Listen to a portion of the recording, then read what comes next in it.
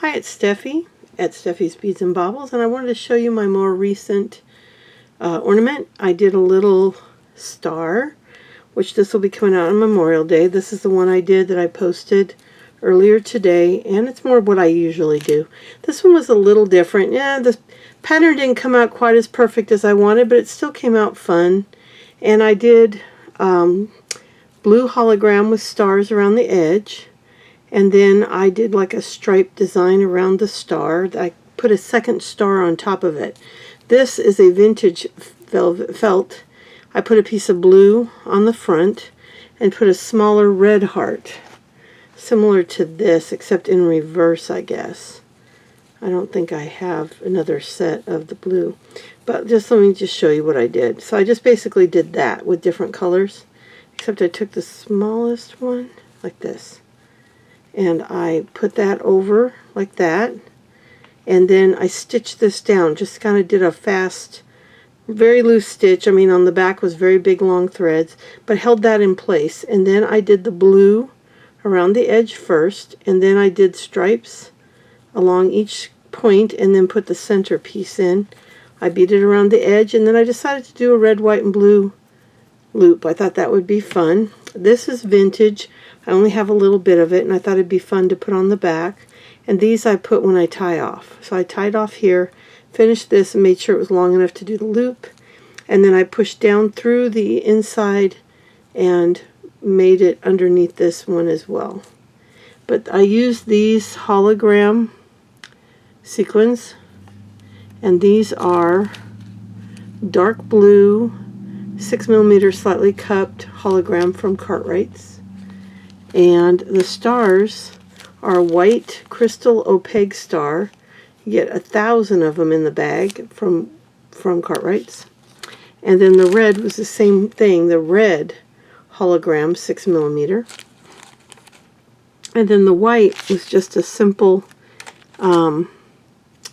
this is one of the older Cartwright's. Is this the top to it? Let me see. Yeah, slightly cupped opaque white. They sell these in these newer containers, but this is an old one I had. And it's just an opaque with a little bit of a shimmer to it. And the seed beads I used were the Hobby Lobby white, red, and the blue. These you can get at Hobby Lobby. Now these are older bottles. They say $2.99. This is the current price, $4.49. But they're on half price. I can't remember the last time I walked into Walmart and they weren't on half price, but they're on half price at least 1 or 2 weeks.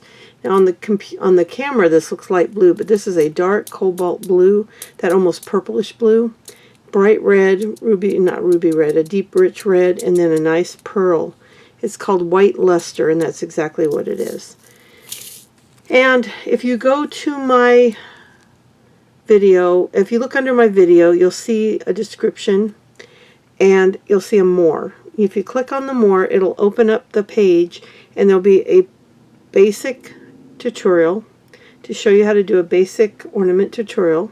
There'll be a stacked sequin tutorial, which is what I did on this one and what I did on here. And then there's an edging tutorial as well. So I just wanted to get this video out. I didn't have time to do an actual tutorial. The next one I'll do a few steps again. I like to do it every few videos. But it turned out really nice. This is a little bit bigger one. This one I used the same size star I put in the middle as the entire ornament. But this is a vintage felt I've had for years. I think I got it at a yard sale, honestly. But anyway, so I wanted to share this star with you. This was a vintage piece. It's like a swirled sequin, and then I put a gold, a red, a white, and then a white seed bead. It's not really tight. I think I needed to tighten that a little bit more. But I'll be honest, I was tired. We had a busy day today, and it's not perfect. But, you know, I never try to make my things perfect, because that'll only frustrate you. I just do the best I can.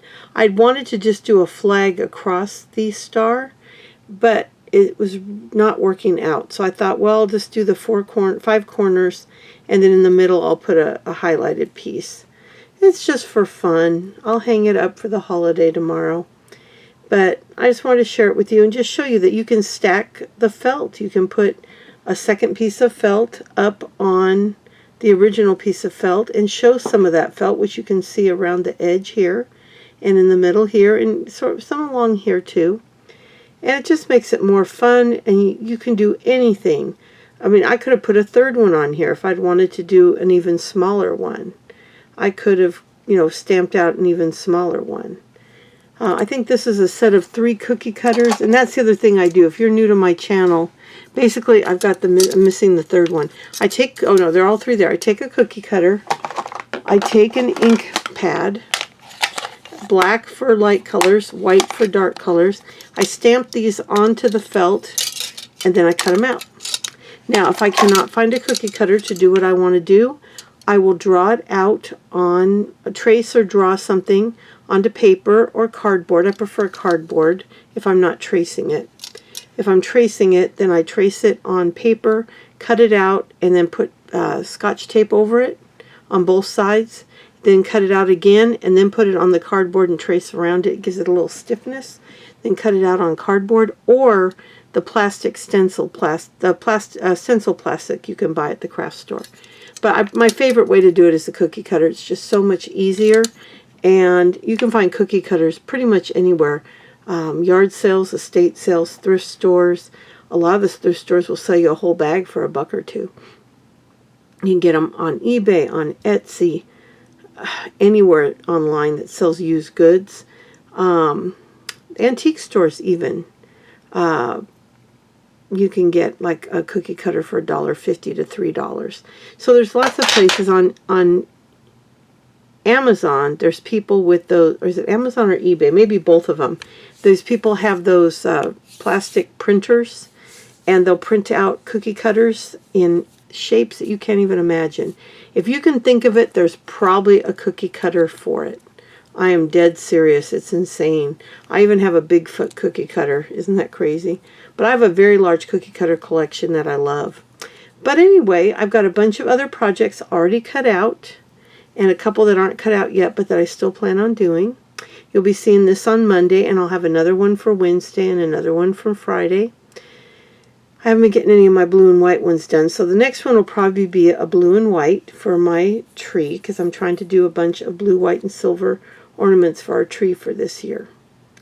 But I thank you so much for watching, and I will be back very soon with a new ornament, and I'm just having fun being creative again. Hope you enjoyed this one, and happy Memorial Day. Bye.